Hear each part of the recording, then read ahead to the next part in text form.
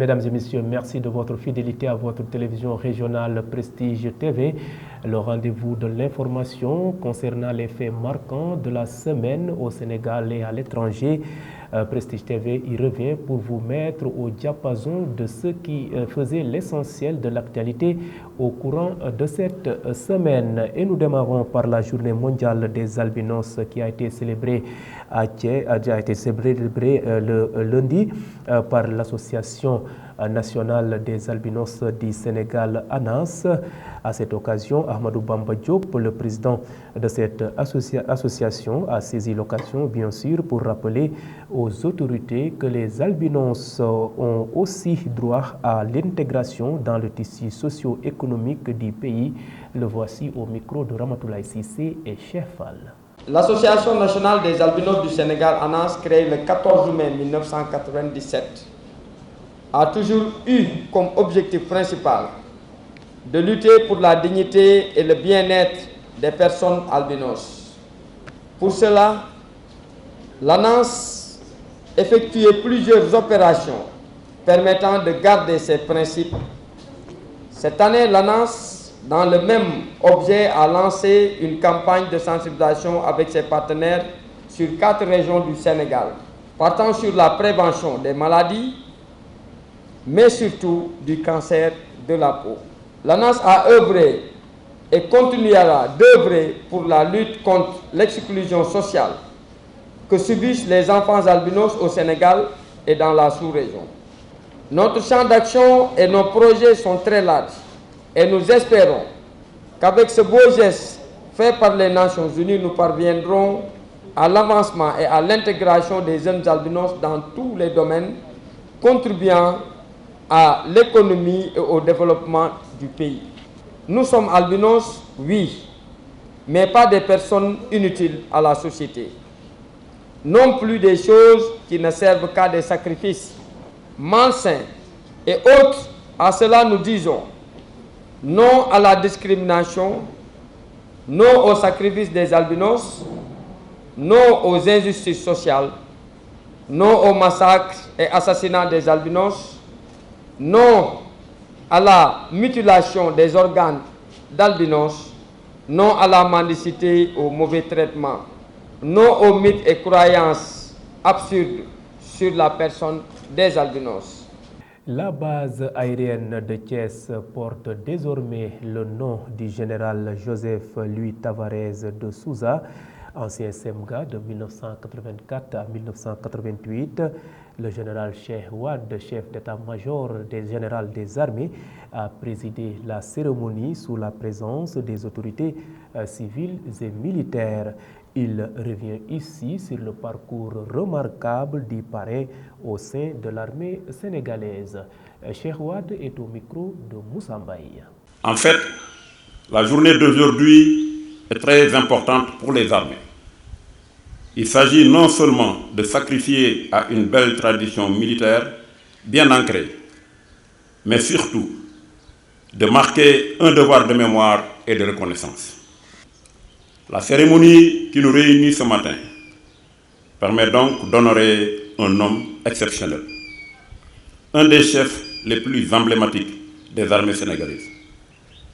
Le choix du général de division Joseph Louis Tavares da Souza nous paraît donc tout naturel, tant cet illustre chef militaire aura marqué de son empreinte indélébile l'institution militaire.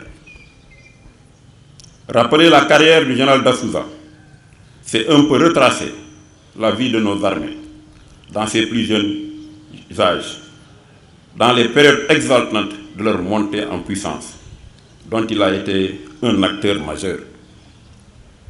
Au cours de ses 39 ans de carrière, le général da Souza a incarné et diffusé les valeurs et vertus du Djambar. Né le 17 juin 1930 à Ziguinchor, il est incorporé comme engagé volontaire dans l'armée française alors qu'il n'avait que 19 ans.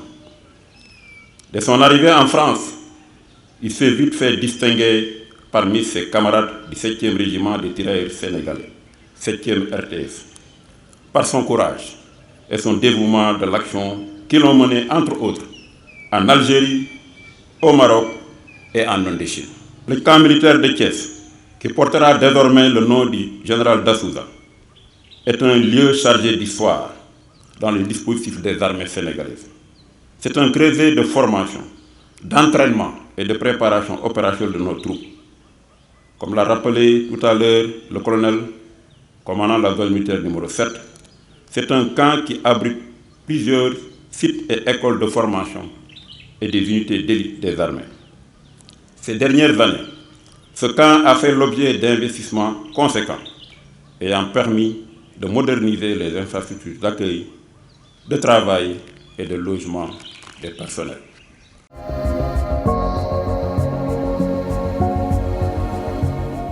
Et parlons politique, focus sur ce qui faisait l'essentiel de l'actualité politique dans la région de Thiès. Nul ne peut empêcher la tenue des élections législatives. Ces propos émanent du porte-parole de la coalition républicaine, Sam Suñu Réew, qui procédait ce week-end à l'installation de la coordination communale de Thiès-Est. Pape Djibril Ndiaye dénonce par la même occasion les écarts de langage notés dans la classe politique. Je propose de l'écouter au micro de Momar Talamboj et Doudou Dieye. Nul ne peut empêcher la tenue des élections législatives. Le Sénégal est un État de droit et une république forte. Et cela, je vais le réitérer pour que vous puissiez savoir que ça nous tient à cœur. Que nul ne peut empêcher la tenue des élections législatives. Le Sénégal est un État de droit et une république forte. La coalition républicaine rappelle ses objectifs premiers: être les sentinelles de la République et ambassadeurs des réalisations du président Macky Sall. La coalition républicaine salue les décisions du Conseil constitutionnel et invite les partis politiques et autres coalitions à se conformer à la loi électorale. La coalition républicaine constate et déplore les écarts de langage qui se sont invités dans l'espace politique. La coalition républicaine dénonce le comportement de certains acteurs politiques qui prétendent pouvoir installer le chaos à travers un discours subversif. Il nous revient de rappeler que le Sénégal est un pays de paix, de stabilité politique, légendaire et de dialogue. Ce statut de référence de démocratie et de liberté salué à travers le monde doit être préservé, ce qui a valu au président Macky Sall ses succès diplomatiques. La coalition républicaine indexe Yewwi, qui n'est pas la seule coalition, je rappelle, de l'opposition. Cette coalition, qu'on vous nomme, c'est la coalition Yewwi, a fini de s'illustrer à travers un discours et une démarche antidémocratique. Politique toujours, la coalition Siggi Jotna de Abdoulaye Dieye fustige le comportement antidémocratique du leader du PASTEF, Ousmane Sonko, et le met en garde contre tout acte de nature à saper les fondements de la République. Ces militants faisaient face à la presse à Thiès. Ahmed Baye, le porte-parole de la coalition, que je propose de suivre. Ousmane Sonko, mom le Sénégal defal ndax Sénégal la ko jangal ñoko yar. C'est le Sénégal qui a éduqué Ousmane Sonko, qui l'a inséré dans l'administration. Il est devenu un haut cadre, un grand fonctionnaire. Puis il a trahi cette même administration sénégalaise. En effet, il a divulgué des secrets. Or, il avait le droit d'obligation de réserve. Comment donc peut-on confier un pays à quelqu'un qui ne peut pas garder des secrets, quelqu'un qui ne peut pas se maîtriser, qui fréquente des salons de massage? Comment peut-on mettre à la tête de ce pays un pareil homme, ce pays profondément religieux, avec de très grands érudits? Comment un pareil homme peut diriger ce pays? Un opposant comme Ousmane Sonko, qui a l'injure à la bouche, toujours. Il est l'objet d'une plainte pour viol. Il pousse maintenant les jeunes à l'insurrection. Basta, assez, ça suffit. Nous, militants d'Abdoulaye Dieye, ferons face à Ousmane Sonko. S'il plaît à Dieu, les élections auront lieu dans ce pays, le Sénégal, le 30 juillet prochain. Inch'Allah, yàlla bu ñu mayee fekk tal élection day am Sénégal.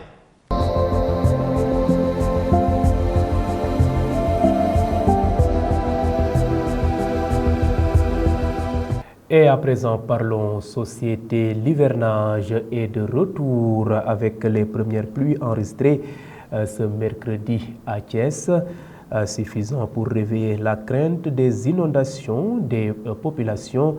C'est le cas à Médina Fall, un quartier situé dans la commune de Thiès-Nord, où stagnent déjà les eaux pluviales déversées ce mercredi passé. Ses habitants désespérés lancent un appel au maire pour endiguer définitivement les inondations. Suivons-les au micro de Isaac Dapa et Doudou Dieye. Comme vous pouvez le constater, même Bara peut en témoigner. Personne ne sort, petit comme grand. Tout le monde reste à l'intérieur pour éviter de tomber. Des autorités nous promettent qu'ils vont solutionner le problème, mais leurs promesses ne sont jamais tenues. Nous sommes vraiment fatigués. Quiconque voudra nous aider, nous serons avec lui. Autrement, nous lui tournerons le dos. Là où je suis, vous pouvez voir les inondations. Parfois, j'ai mes bottes qui sont à l'intérieur et je sors avec. Sinon, il est impossible de sortir. Depuis l'autre ruelle là-bas jusqu'à cet endroit, personne ne passe. Et d'ailleurs, même les voitures n'arrivent même pas à passer. Et il y a d'autres difficultés. Il n'y a pas de rue sur lesquelles on peut passer. Et ça fait longtemps qu'on se plaint.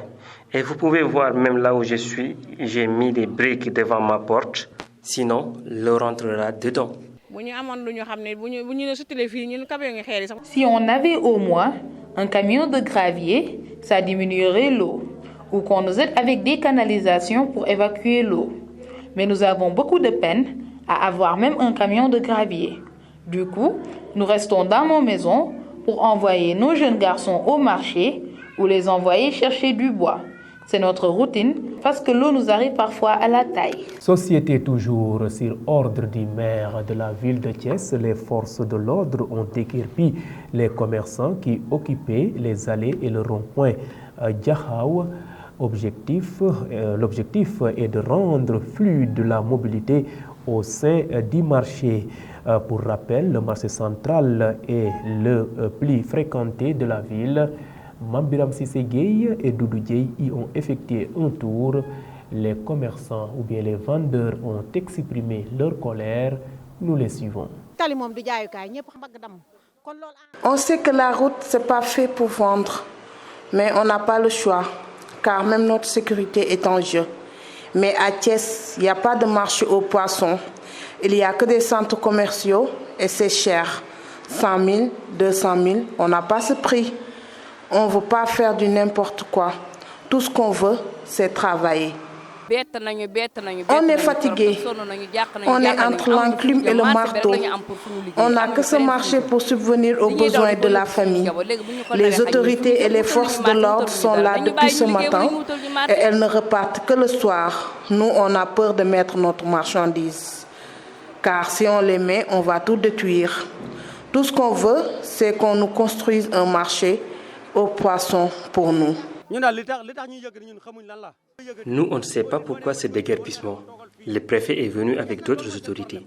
À chaque fois que les fêtes s'approchent, c'est comme ça. Nous, on veut travailler. On fait des prêts bancaires, on emprunte de l'argent dans les GIE et on doit les rembourser. Si on ne travaille pas, comment on va payer? Ils doivent nous laisser travailler. L'artisanat est un secteur important du tissu économique de la région de Thiès. Cependant, les créations des artisans manquent de visibilité faute de promotion. Les acteurs demandent plus d'implication de la Chambre des métiers, mais aussi de l'État du Sénégal. Reportage à la Chambre des métiers de Thiès, Isaac Dapa, Doudou Dieye. Au village artisanal de Thiès, l'activité demeure en marche. Les acteurs du secteur se démènent pour pouvoir subvenir à leurs besoins. À cet effet, ils espèrent vivement l'aide du gouvernement. Tout artisan que tu vois, ce qui peut l'aider, c'est d'avoir des soutiens, des subventions ou des financements. Parce que dans ce secteur, tous ceux qui y travaillent ont des familles, des enfants et des personnes qui comptent sur eux. Donc, il leur faut de l'aide. Il faut qu'il y ait vraiment des financements et des soutiens. Alors, si les gens aiment ce qu'on fait, il va falloir qu'on nous aide. Sinon, ça ne va pas marcher comme il se doit. La SOSEPAT avait beaucoup plus d'avantages que la Chambre des métiers, selon cet artisan. SOSEPAT nous faisait travailler. Il y avait même des boutiques en Europe. Et il venait par exemple vers moi et me demandait une quantité de marchandises. Aller voir les tisserands, lui demander une autre quantité. Aller voir le cordonnier, ainsi de suite. Et nous avions des clients depuis l'Europe. Alors depuis la dissolution de SOSEPAT, on a eu Chambre de métiers. Et la façon dont l'État l'a hiérarchisé, c'est à revoir. Ça ne marche vraiment pas. Parce que depuis lors jusqu'à présent, ça fait 30 ans. Pour d'autres, le gouvernement actuel doit montrer plus d'intérêt pour le secteur. Le gouvernement doit soutenir les chambres de métiers. Pas seulement celui-ci, mais toutes les chambres de métiers. Parce qu'il ne marche pas comme il se doit. Au temps de Senghor, au moins le tourisme marchait. Et il y avait beaucoup de clients. Et maintenant, pour que les Blancs viennent ici, c'est tout un problème même. En tout cas, ça manque vraiment. Le soutien manque. L'artisanat demeure un secteur d'activité pouvant impacter positivement l'économie du pays. Reste à savoir s'il bénéficiera d'un soutien plus large venant de l'État du Sénégal. Et maintenant, cap dans le département de Tivaouane, les pêcheurs de Noto Gouye-Diama dénoncent les ventes abusives de licences de pêche aux étrangers. De plus, ces derniers éprouvent d'énormes difficultés pour écouler leur mise à terre. Reportage à Noto Gouye-Diama, Doudou Dieye et Mambiram Sissé-Gueye. En zone rurale, plus précisément à Noto Gouye-Diama, la pêche occupe une place importante. Néanmoins, ces pêcheurs rencontrent d'énormes difficultés. Batifal, pêcheur, revient sur ces problèmes rencontrés.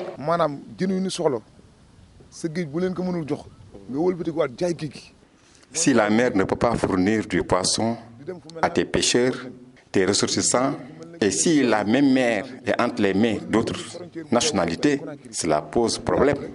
Et c'est ce qui explique leur départ vers d'autres cieux, vers d'autres pays, connus comme la Mauritanie, la Guinée-Bissau, pour chercher des licences de pêche, ou même à Conakry. Et récemment, vous avez constaté qu'en Guinée-Conakry, on a arraisonné 34 de nos pirogues.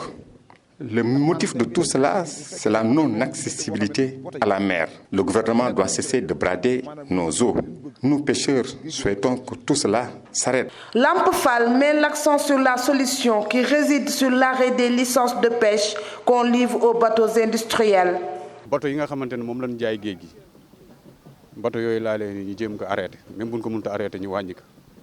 C'est très difficile de pratiquer la pêche car il n'y a pas de poissons dans la mer à cause des bateaux industriels.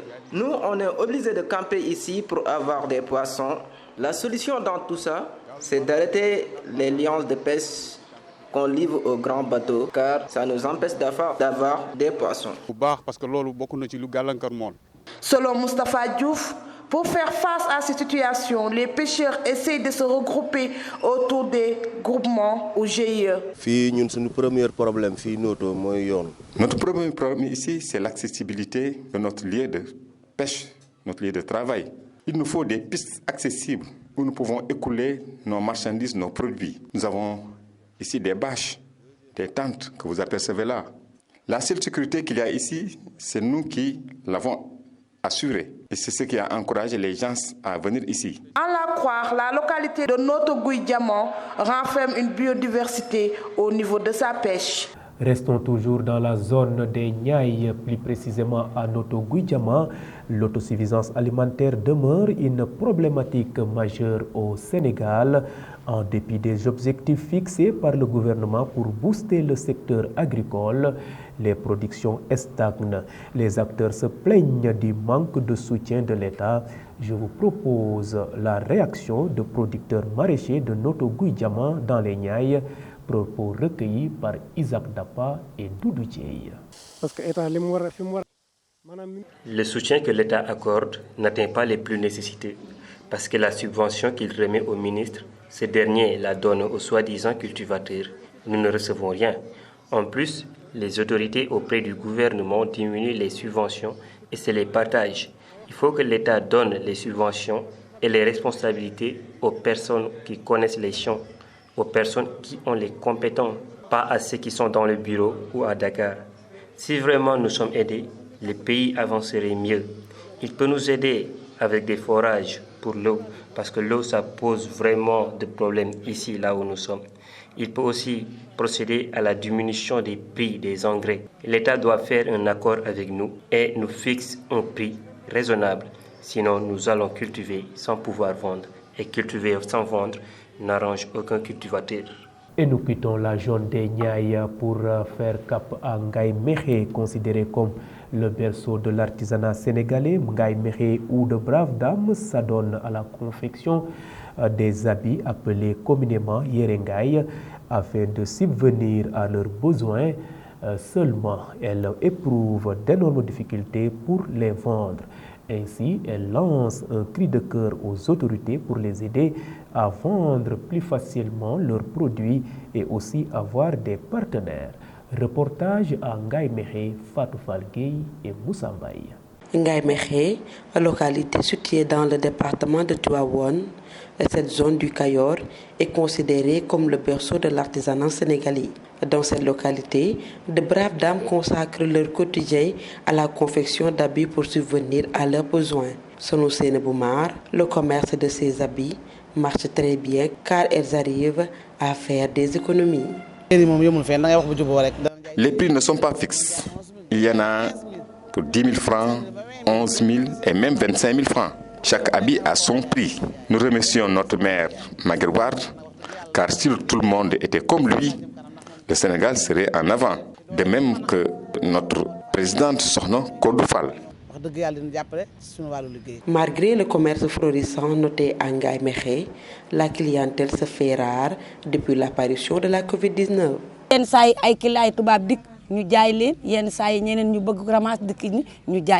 Nous recevons des clients européens ou d'autres vendeurs. La vente n'est plus bénéfique car la vie est extrêmement dure. Depuis l'avènement du groupement, on ne vend plus assez. Nous nous regroupons pour acheter des voiles, des fils et au bout de 4 à 6 mois, nous remboursons et nous achetons encore les mêmes produits. Nos places nous ont été données par Maguette Wade, le maire. Nous tendons la main aux bonnes volontés ou toute autre personne susceptible de nous aider sur les financements. Nous, en Ngaye, nous ne connaissons que le travail. Les chaussures, les pagnes sont identifiés à notre terroir, notre contrée. Notre credo donc, c'est le travail ici à Ngaye. Ces dames très dévouées rencontrent actuellement des difficultés. Elles lancent un appel aux autorités afin de trouver une solution aux problèmes du secteur de l'artisanat.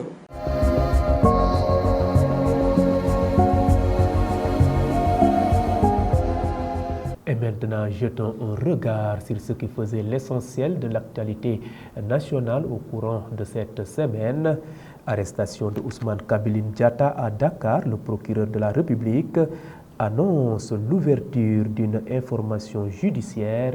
Il l'a fait savoir lors d'un point de presse à Djaramsek. Démarrons l'actualité nationale à Dakar. Le préfet de Dakar a interdit le rassemblement prévu par Yewwi Askan Wi ce vendredi 17 juin 2022 à la place de la Nation de 15h à 19h. Comme motif, l'autorité déconcentrée avance le risque de troubles à l'ordre public ainsi que la violation de l'article 61 du Code électoral. Une interdiction qui risque de provoquer des troubles.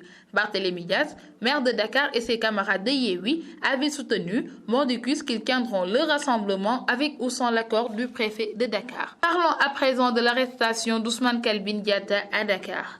Le procureur de la République, Amady Diouf, a annoncé ce 15 juin avoir ouvert une information judiciaire contre une bande d'individus pour complot, infraction contre l'autorité de l'État, participation à un mouvement insurrectionnel, actes et manœuvres de nature à compromettre la sécurité publique ou à occasionner des troubles politiques graves, culture et trafic de chanvre indien. Le mandat de dépôt a été requis, ainsi qu'une délégation judiciaire pour poursuite des recherches en cours. Terminons l'actualité nationale à Sébikotane. Un garçon de 5 ans a été retrouvé mort ce mercredi 15 juin dans une maison en construction. Les faits se sont déroulés à Sébikotane. Une suspecte a été placée en garde à vue pour les besoins de l'enquête à la gendarmerie car l'enfant aurait été égorgé. Des agents du Centre national d'identification criminelle ainsi que la police scientifique étaient sur les lieux du crime pour les premières constatations. Le jeune garçon avait été porté disparu depuis lundi dernier avant d'être retrouvé décédé dans des circonstances atroces. C'était tout pour l'actualité nationale.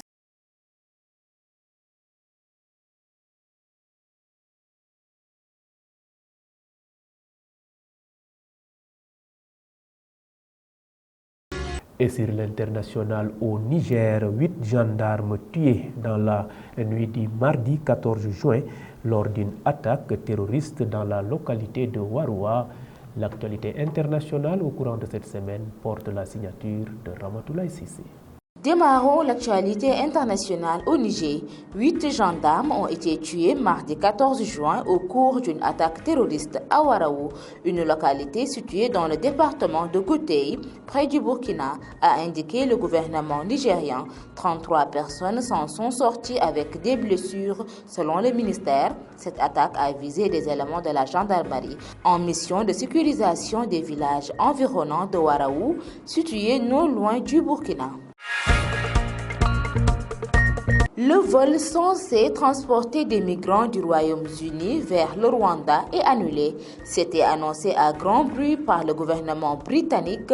Le premier avion d'expulsion de migrants devait décoller mardi 14 juin au soir, direction le Rwanda. Finalement, la Cour européenne des droits de l'homme a obligé de charter à rester cloué au sol. C'est un revers humiliant pour le gouvernement britannique.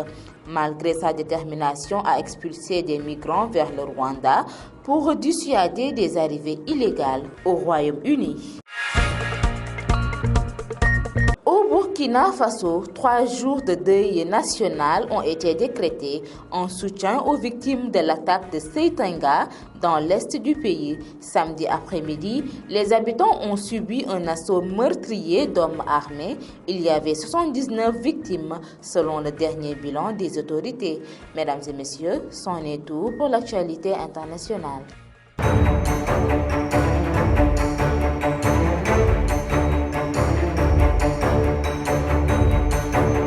Et bouclons ce rendez-vous d'information hebdomadaire par une note sportive. Les Lions du Sénégal ont tenu en échec les Lions indomptables du Cameroun lors d'un match amical. L'actualité sportive de cette semaine porte la signature de Fatou Fall Gueye. Démarrons les actualités sportives avec Mamoussa Cissé qui a qualifié de gros performance nulle contre le Cameroun. Mamoussa Cissé, l'entraîneur de l'équipe féminine du Sénégal, a salué le score nul 2-2 réussi mercredi contre le Cameroun en match amical international. C'est une grosse performance pour nous contre le Cameroun. Mais j'avais dit qu'on ne venait pas en victime expiatoire, a dit le technicien sénégalais dans sa réaction d'après-match. Ensuite, après son match de gala à Bambali, Sadio Mané annonce la construction d'un stade avec une pelouse synthétique. C'est à la suite d'un match de gala avec ses amis d'enfance que le Ballon d'Or africain a pris la décision de construire une nouvelle infrastructure pour sa localité. Sadio Mané annonce la construction d'un stade avec une pelouse synthétique. Ils m'ont dit qu'il est temps de changer le terrain. Je vais lancer les travaux et dans 5 à 6 mois, le stade sera doté d'une pelouse synthétique. J'espère que mes partenaires vont m'accompagner, ajoute celui dont le geste est salué par ses fans qui admirent son humilité. Enfin, le sélectionneur de l'Égypte limogé d'après seulement 3 matchs. La Fédération égyptienne de football a annoncé ce jeudi le limogeage du sélectionneur national Ehab Galal après seulement 3 matchs. Le premier match de gala avec l'équipe nationale a été une victoire tardive à domicile contre la Guinée lors du match d'ouverture des éliminatoires de la CAN. Grâce à Moustapha Mohamed, Quelques jours plus tard, les Pharaons ont subi une humiliante défaite de 2-0 face à l'Éthiopie au Malawi, ce qui suffit à beaucoup pour faire pression pour le limogeage de Galal. C'était tout pour les actualités sportives. Merci donc à vous, Fatou Fall Gueye. Mesdames et messieurs, c'était le rendez-vous d'information, le rendez-vous qui revient sur les faits marquants de la semaine au Sénégal et dans le monde. Votre télévision régionale, chaque semaine, met un focus sur ce qui faisait l'essentiel de l'actualité d'ici et d'ailleurs. Chaque jour, beaucoup de personnes nous suivent à l'étranger via le réseau IPTV. D'autres optent pour nos différentes plateformes, à savoir le site d'information www.prestigethies.com, les pages Facebook et YouTube de Prestige Thiès. En tout cas, votre fidélité fait notre fierté. Merci et à la semaine prochaine.